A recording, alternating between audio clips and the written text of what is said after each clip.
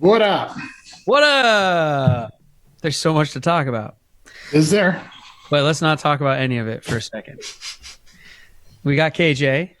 So he's already in the waiting room, so we can bring him in whenever. I figure we just bring him in like we always do. We're recording the whole time. We do the cold open. I got some Twitter questions that you asked on Twitter. You asked Twitter for some questions for KJ. Yeah, Lofa to Tupu. Lofa asked his Twitter followers for some questions for KJ, so we have some of those. How did you even get KJ Wright? We met him at the Verizon Lounge after the Kraken game. What? Yeah, unbelievable. He was hanging out, dude. I was like, who's that guy with the biggest shoes I've ever seen? And I was like, oh my God, that's KJ Wright. I was like, Katie, go talk to him. So I didn't meet him that night. I was too nervous. Well, and like, let's go. Katie was this at the Kraken game you guys didn't invite me to, you bastards. What? You went to a birthday party instead. How dare you? So anyway, I'm going to gush. I'll do what I always do, but I figure we just let him in. We talk to him. We have Twitter questions. Yeah, he's a busy man. Let's get him in. He's a current free agent though, right? I just want to double check. So he's a free agent. Mm-hmm. So I don't know how much, he wants to say or share. There's KJ. I mean, you can ask him. Hey, what's up, man? Where is he? Where he's in there. Ah, there he is.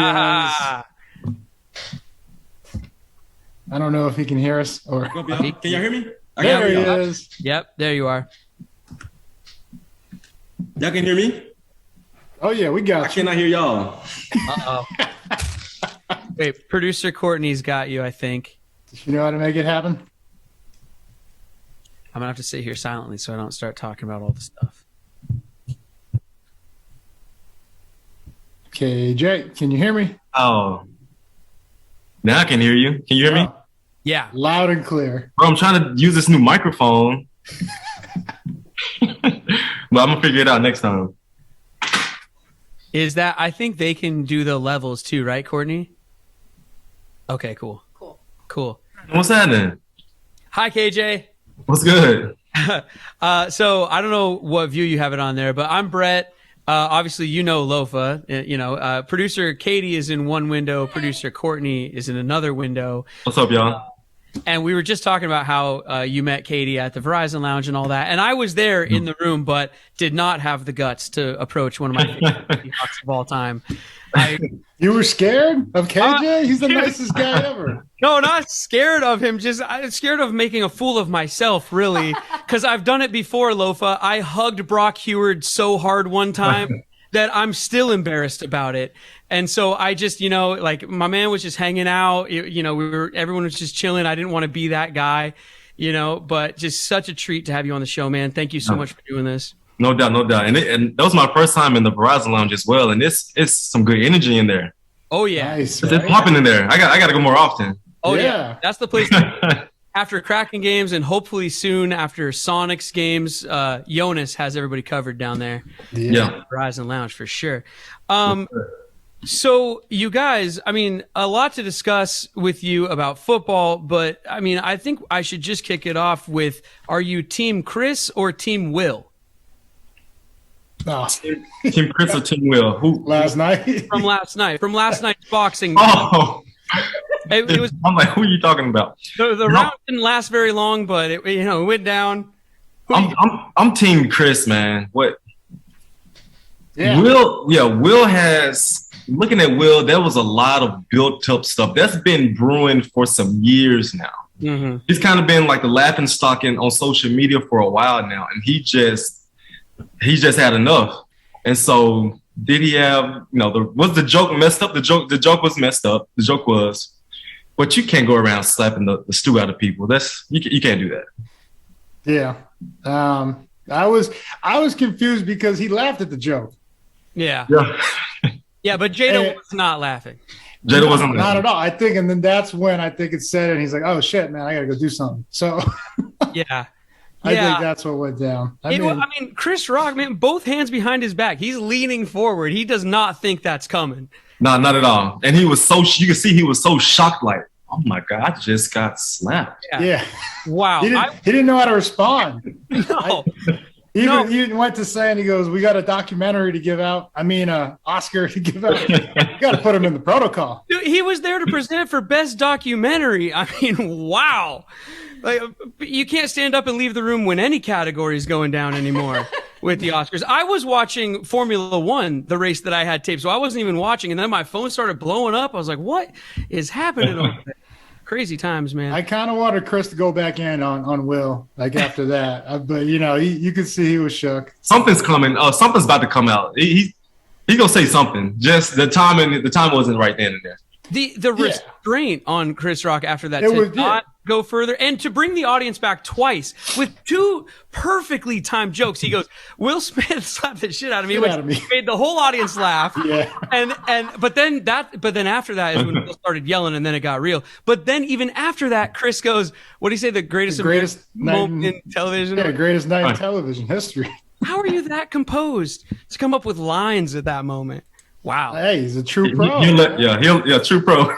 The show goes on. Oh, man, yeah. Speaking of the show going on, everybody, let's kick off our Seahawks show right now. Hit the theme song. Do we still have a theme song? Let's get this crowd going now. Come on, get him up, get him up, get him up. 1, 2, 3, 1, 2, 3, go. Lofa is up in the mix. Go Hawks. I'm just about that action, boss. Takes the snap. He's going to throw down the middle. What a catch. It's intercepted by Lofa. Holy catfish. Hey, that's great football now. It's going to work now. Let's keep playing. Who's got my back? I got your back. That's Lofa. The player. Trouble plant. Thunder. On one, ready, play. Russell looking. Russell scrambling.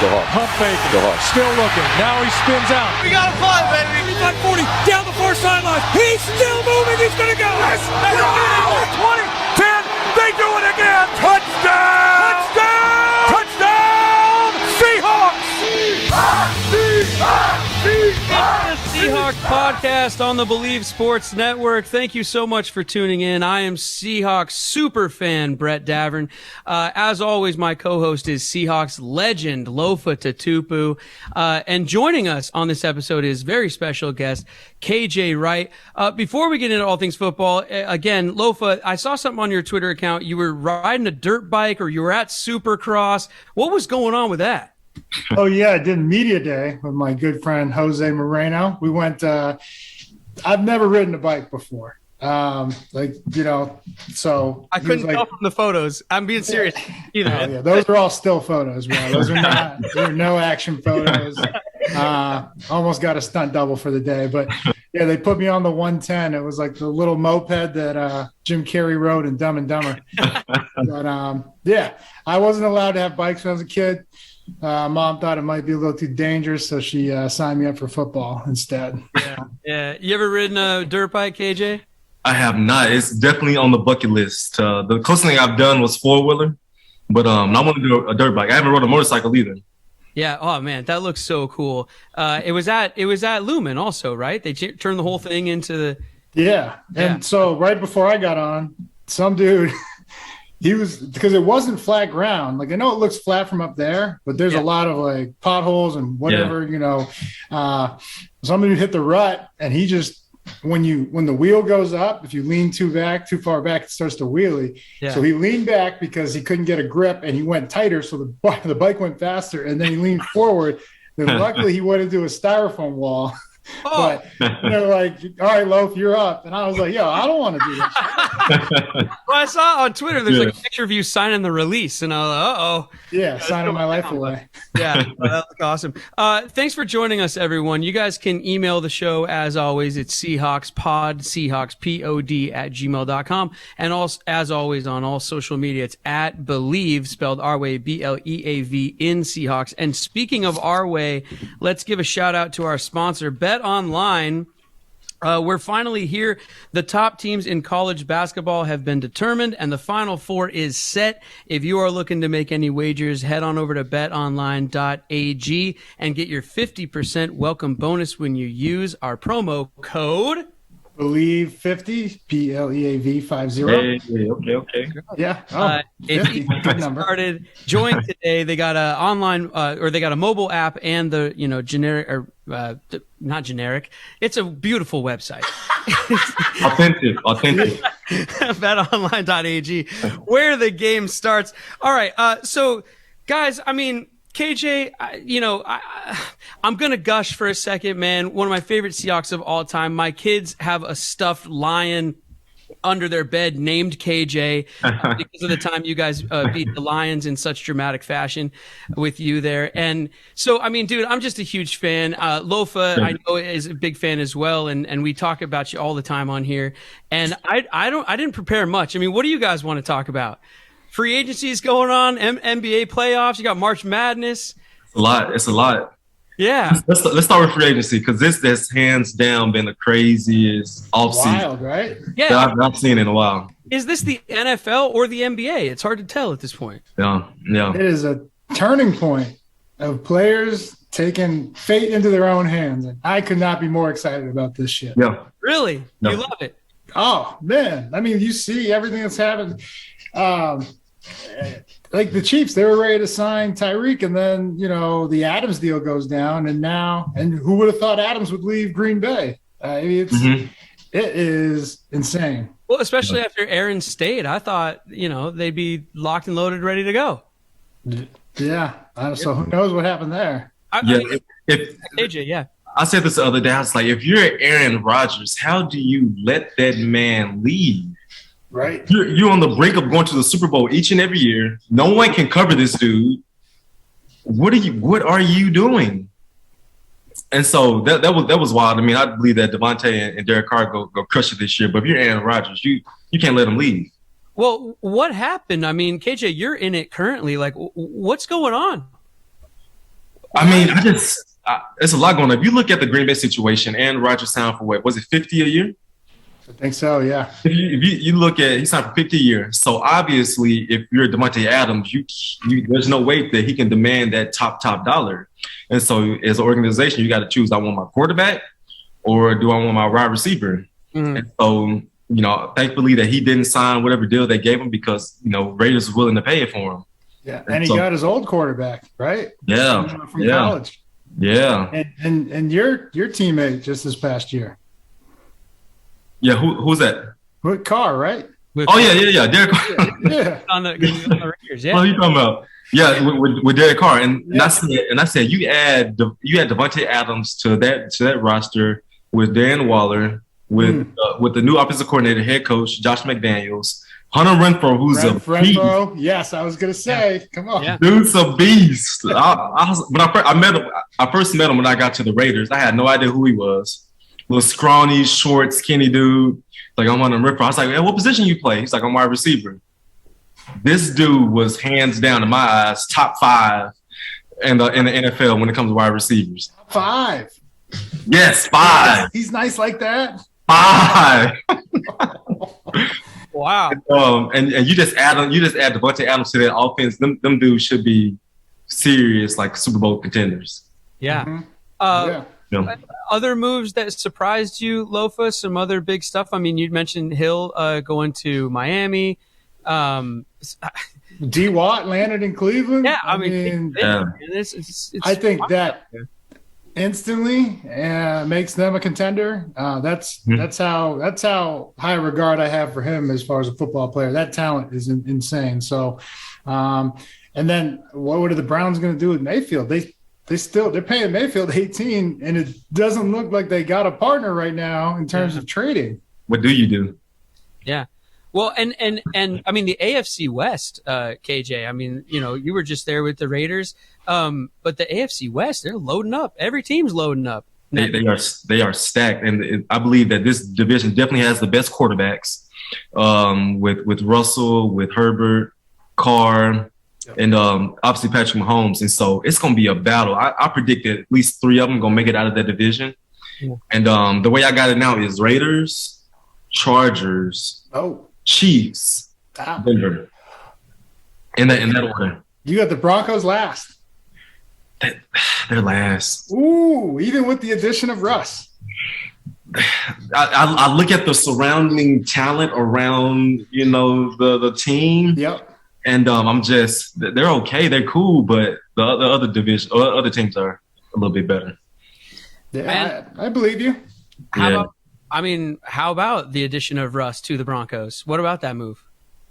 I love it. I Bleav that Russ's time in Seattle was absolutely legendary. The guy he did everything he possibly could have done for the organization. And I Bleav that him getting a fresh new start with the Broncos, he had plenty of talent with Sutton. They obviously have a tremendous run game. And so I Bleav Russ is going to be just fine. He's going to put up big numbers. He's going to win some games. And but Seattle, they're starting over with Drew Lock. And so we're going to see how that all works out. He's talented kid, super talented. But, hopefully Coach Carroll can put him in really good situations so he can be the best version of himself. Yeah. How about for yourself in free agency? What's going on? Man, when you get to year 12 and they start looking at you a little funny. So, it's true. But I do know this. When KJ Wright is on the field, I'm still a stud. Savage. I'm still a freaking stud. And so teams, they have this mindset, younger, faster, cheaper. That's their MO, which I totally get. And so I'm going to stay in shape. And when they start coming, hey, we need somebody in here that knows the hell they're doing, want to play some ball, then they get ready to pull that trigger. I'll be ready to roll. Oh, hell yeah. Yeah. Hell yeah. Yeah. Katie, I've lost my place on the rundown. I'm just listening to the man talk. Where am I right now? Yeah. For real, where am I? I don't have it. I'm not. Let's talk about coming back home. Is that a possibility? Lofa, you can answer that for me. You can always go home, brother. You can always go home. So I don't know where your agent's at or if the talks have happened, but yeah, man. I've always said this about you, KJ, is there's very few guys that can play every position well. So the value that you add to a team on top of your leadership and everything and your playing ability. But anytime Bobby went down, KJ went to the middle. It didn't matter who Bobby's backup was. It didn't matter that KJ had never taken a rep at Mike all year because Bobby didn't miss any time. Yeah. But we're just going to slide KJ in the middle. And then, it's one thing to know all three positions, Sam, Mike, and Will. It is another fucking beast to play all three positions, and you did all three of them well. So, but we would love to have you back here, man. Yeah, and Lofa, speaking on that, my rookie year, Heater never practiced. David Hawthorne never practiced, so I had to go to the mic during the week to practice. But on game days, I'm like, Norton, what are we doing here? Let me get my reps where I'm going to play it on game day. But he was like, no, Hawthorne not playing. I need somebody to run the defense, get everybody lined up. So I had to do that on Wednesday, Thursdays, and Heater finally came back on Fridays. And so, he was just preparing me for essentially my career. What was it like? Go ahead. No, go ahead. That's incredible. I was just going to add that I taught Heater well. Practice. You're talking about practice. I was just going to ask KJ, coming in to a team with such a great linebacking core established, with Lofa and Leroy and Hawthorne, what was that like for you as a rookie? It was cool, man. I was blessed to sit back and watch guys that did it at a super high level. Mm-hmm. To have these guys to tell me how they prepared, watch Lofa. I went back and watched Lofa when Lofa left. Went back and watched this film. How's he getting all these dang interceptions? What can I do to add this to my game? And I was just truly blessed coming into Seattle. Like everywhere, guys don't bring you in and help groom you. You know what I mean? A lot of guys have this selfish ass mentality. Oh, this guy's coming in, take my job or whatever. But with the linebackers, with Big Red and Mebane, them guys really showed me how to be a pro. So I couldn't have came to a better team. Well, and it seemed like you guys continued that tradition and legacy with the way that you guys had a bond, you and Bobby. And can you just talk about playing next to a guy like Bobby? Man, just to play next to Bobby, the dude is a living legend. He's a Hall of Famer. And the stuff that we put together on the football field, I got to say that we may be the best tandem in Seahawks history. And, Bobby, I always admire the way that he was off the field. He always giving me relationship advice, finance advice, dad advice. And we just really balanced each other when it came to playing on the field. He made the calls, get everybody lined up. I made sure everybody was good to go.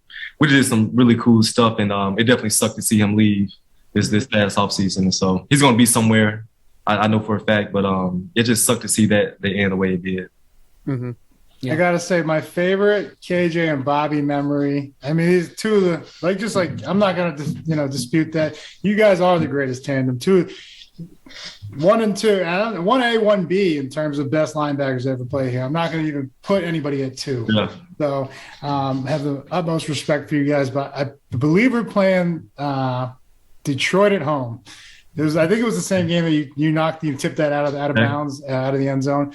But there was a blitz on, and the formation called for what we call a will adjust because the mic had to go all the way across the 3. 3 was out displaced far. But this was like the first time we called KJ's number in a long time. Like we asked him to do a lot of covering. We sent Bobby a lot. But so Bobby looks over at KJ and he's like, KJ, will adjust. And KJ looks, he goes, nope.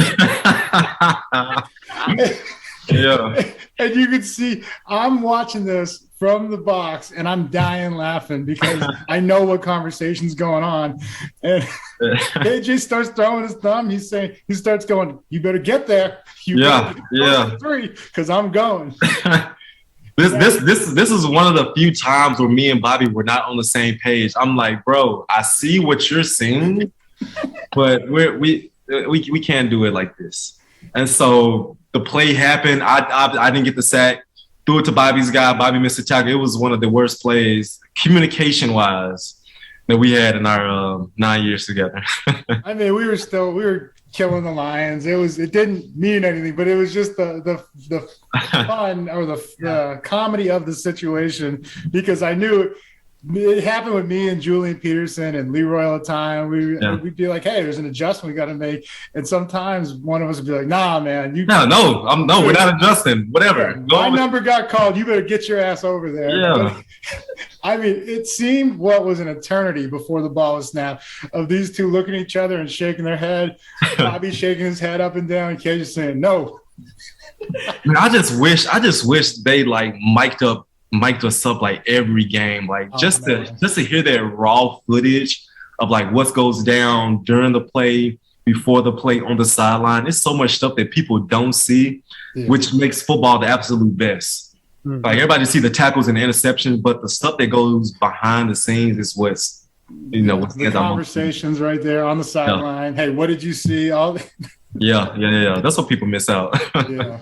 Oh, man. Well, I want to. So, Lofa, you put this on Twitter. You asked people for questions for KJ, and people sent in some great ones that I want to get to right now because it has to do with a lot of what we're talking about. But before I do, since I'm the host of this thing, I got to pay the bills around here. Tons of people take multivitamins, guys, and what you should be taking is Athletic Greens. You got to choose the top quality multivitamins. When you take one delicious scoop of Athletic Greens, you're absorbing 75 high-quality vitamins, helps your gut health, your nervous system, your immune system, energy, recovery, focus, and even aging. That's for me, not for either one of you two. For me. So reclaim your health and arm your immune system with convenient daily nutrition. You go to athleticgreens.com/ you already know it, Lofa. Bleav, I'm That's guessing. It. Yeah. You didn't brief me on this one. BLEAV. Nailed it. BLEAV. Again, that's athleticgreens.com/BLEAV. And then there's a disclaimer to be read quickly. These statements have not been evaluated by the Food and Drug Administration. These products are not intended to diagnose, treat, cure, or prevent any disease. Athletic Greens, take ownership of your health. All right. First Twitter question up. Let's just put it up on the board there. What they got for me? Let's see here. Yes. Okay. Ooh. Speaking of plays and speaking of reading offenses and all of that, let's see. At PaulyHawk09 asks, how does he recognize and play screens and play screenplays so well? Good question, Paul. I have to give you two reasons. First off, I Bleav it's a God-given talent that I have. It's literally it's Spidey sense. It's like a natural instinct that I have. Yes. And you get all the tendencies, whatever, but I can just feel it. But one thing that teams do that gives it away, I don't see how all linebackers see this, but when it's a running back screen, they usually do this little goofy step up. It's like, oh, what is he doing? He's stepping up and then he flares out. So as soon as they take that little step up forward, yeah, I'm going to the running back. Wow.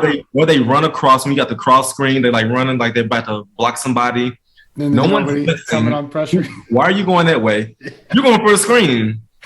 But let me tell you, one of my most favorite screenplays that I read was my next question. This is amazing. That was my next question. Which is your favorite one? Man, so many. There's so many. There's so many, but I'm gonna give you this one. This is my 9th year. We're playing the Niners to win the division. It's a night game, the last game of the year, actually. And it's a tight end screen to George Kittle. And every time I see George Kittle block on film, like he's your best receiver. Why the hell is he blocking? And so they motion the guy across. It was a receiver, created trips. And here you go. George Kittle's blocking Clowney. Block, release for a tight end screen. I literally crushed this dude's ribs. Put all 250 pounds on this dude's body. Yes. That was one of the best feelings I had, like tackling somebody. He always talking all that smack. Everybody just crowned him as the best tight end. Yeah, I remember. That was in San Fran, right? Or No. That was at home. Was that at home? Yeah, that was the same game that Jake caught it on like the 2-yard line when Russell threw it to him and Green laid him out. That was the same. Did you get him in San Fran too? I remember. I did. Yeah, that was my 10th year. That was year 10. Oh, damn. And I got him again. They ran like a little bubble screen to him. You had one against Buffalo. I forget what year it was, but you fucking knocked the absolute dog shit out of somebody. That was my favorite. That was my favorite screen. Yeah. I don't remember that one, but I'm sure I did. And then I think you had one against Buffalo when you were a rookie. Didn't you guys play Buffalo your rookie year, or was it second year? I had a pick against Fitzpatrick my second year, and I did read a screen. But yes, I remember the pick that game. Yeah, and there was nobody around you. If you didn't make that tackle on that screen, that thing's going for at least 20, 30 yards. Yeah. I don't know if you've watched Seattle lately, but the fucking screens have been killing us. That is a question we got on Twitter. Yeah, it's been killing us. KJ, we talked about it all. We're only missing one guy, and it's crazy, Yeah, to see. Because teams run that play to get some big yardage. Like they're not running that play to get 5 yards. They got a lot of yards. Explosives. It was tough. So once you crush that play, you're doing a good job. Yeah. What do we got next? We put the next one up here. Let's see what we got. And then the shallow cross you always read was always my favorite. Okay, so more about linebackers, and also shout out to this listener at Boom Shaka. What is it? Boom Shaka. Because their Twitter profile pic is a Sonics logo. So big time shout out. Bring them back. Right, KJ? Simple Seattle. Yes, please. Yeah, the NBA is better with the Seattle Supersonics in it, all right? Hear me now, hear me forever. Anyway, the question on Twitter is, how good do you think Brooks can be the next Seattle great? Question mark? Yes, I believe Jordan has all the tools to be great. The man has size, speed, great instincts, comes downhill. When he snips it out, the dude is coming downhill. And as you saw with Jordan, he started picking up his screens as the season went on. Yeah. And so I believe that this year is going to be, obviously with Bobby leaving, he's got to take that next step and being the guy that communicates well. If he gets the green dot, I got to be the one that gets her one lined up. I got to communicate well. I got to still be able to do my thing.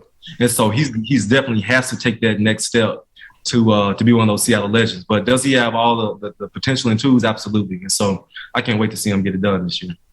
Okay, cool. Next question. What do we got? I agree, KJ. We do have to, shore some things up in coverage, though.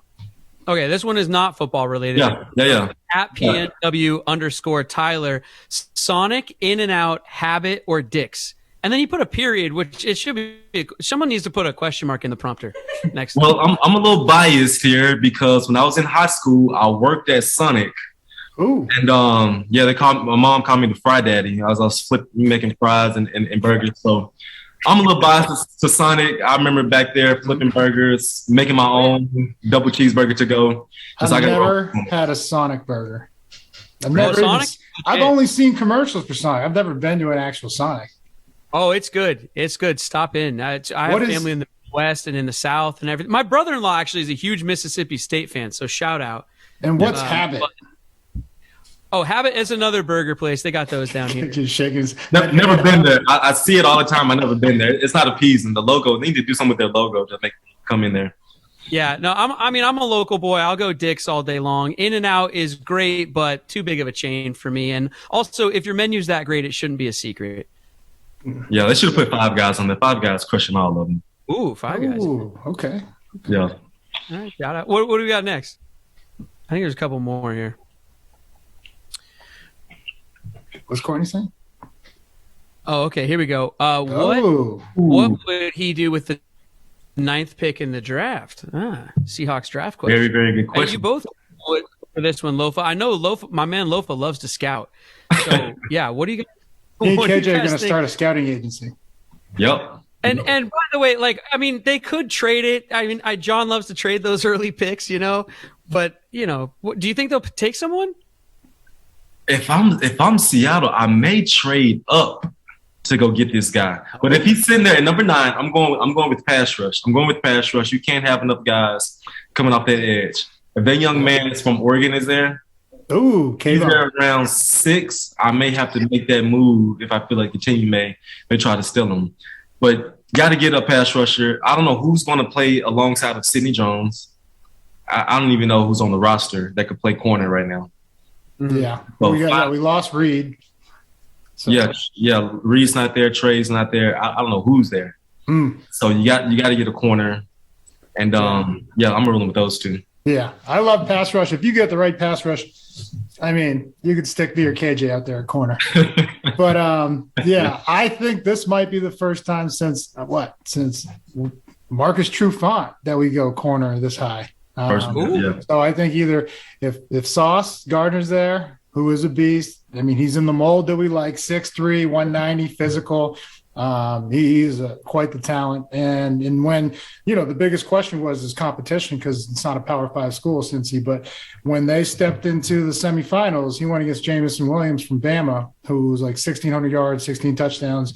And he had no problem jamming him at the line and staying with him. So, and the other guy, if you just stay in the SEC at corner, Stingley, Darryl Stingley Jr. From LSU. I mean, they face the top talent, and SEC is the best year in and year out, the best conference. There's no bias for me over here. I know I've played them. I know what's about. The SEC is a monster, man, to make it out of there. So I think they go corner, and because everyone thinks quarterback, right? They want the Malik Willis kid from Liberty, and I mean. If he's there, that one throw on tape. I mean, it's just people salivating, but I don't know. He's a stud. But I mean, you think, and this is something that I've been talking about, KJ. Because with Russ gone, everybody, the sky's falling. Oh God! But I mean, was it? And this is just asking you your opinion. Was it a little, easier to come in 2012 when you have the Legion of Boom and Marshawn Lynch? I mean, I just feel like a lot of people have been making it sound like it was like all Russ for 10 years. And, we got one of the founders of the Legion of Boom here. Russ was very fortunate. Really good quarterback. Russ was very fortunate to be surrounded by some dogs. He had some really good guys around him. And, we've had, a few games where there was 4 turnovers on the other end, but defense stepped in and we got it done. And so, will Seahawks have a drop at quarterback? I think they have a drop, but do I think the season will crumble? I don't think so. Me knowing Coach Carroll, they're going to be competitive. They're going to put Drew Lock in there to get the job done. And so the season will not just be a, absolute rebuild. They're going to be pretty competitive. Well, I think Locke, he is a little younger, a little more mobile, not more mobile, but I haven't seen Russ really use the legs, which is what made him special in years past. Yeah. And I think he could do some of the things that Waldron wants to do because, they get that same offense that McVay runs, where a lot of hard play action and all that. Mm-hmm. So I think that plays into well with where they want to go with this offense. But, yeah, I'm just saying, I love Russ. He's going to be a Hall of Famer. We know that. Thank you for the first ever Super Bowl. But, the number one scoring defense for 4 years in a row is pretty good. Yeah. And I Bleav that Coach Carroll he's starting to try to get back to that formula. Let me try to build this defense back to where it was. If you give me a healthy Chris Carson, I Bleav that this offense can be pretty dang good. And Rashad. Chris Carson. What's that, Lof? And Penny. Penny was. Oh, yeah, he just came back. Yeah, Penny came back. Penny's last fight. I don't know what's going to happen with Carson. I still haven't heard any news. I just hope, he makes the best informed decision about his health. Well, we're going to have to do a whole episode on what's been going on so far with the Seahawks free agency. I got a list that just keeps getting longer every single day. We got the Penny deal. We got guys coming back. So look for that episode coming soon. But one more question from Twitter, and then we'll get out of here. The last question is one of my favorites, mostly just because of how they spelled favorite. I'm sorry, no shade. But let's see. Favorite? Seattle Geeker asks, favorite moment as a Seahawk ? Pretty loaded question. I mean, that's too many. But I would have to say my favorite moment, like the best feeling I had as a Seahawk, was celebrating with my family after the Super Bowl. Yeah. I had 15 people there, just hugging each and every one of them. They helped me get to that point. Like, I've never felt that emotional in my football career. And so my dad was a big part of me making to the NFL. Mom was obviously my wife, girlfriend at the time, wife now. Just so many people just poured life into me, just took me to practice, fed me, just did so many things with me. So to celebrate with them was pretty special. Cool, man. Well, again, we appreciate your time. Thanks for being here. Come back anytime, but we are out of time on the Seahawks podcast. So thanks to everyone. I enjoyed it. Tuning in. Thanks, man. Thanks, KJ. Thanks. Yeah, appreciate it, man. Thank y'all. Email us anytime, guys. SeahawksPod@gmail.com. Hit us up on social media @Bleav in Seahawks. I'm Brett. He's Lofa. Thanks to the sponsors. There'll be a theme song under this, I'm sure. I'm going to stop rambling. Oh, I know. I forgot. It's been so long since we've done an episode. Lofa, break us down. Oh, KJ, we do a breakdown. Every episode, we're going to break it down like it's KJ, you give us a breakdown. Whatever you want to break it down to. Yeah, what are we breaking this episode down to? Let's go Legends on 3. Okay. 1, 2, 3. Legends. Oh, you went too quick. Legends on 3. 1, 2, 3. Legends.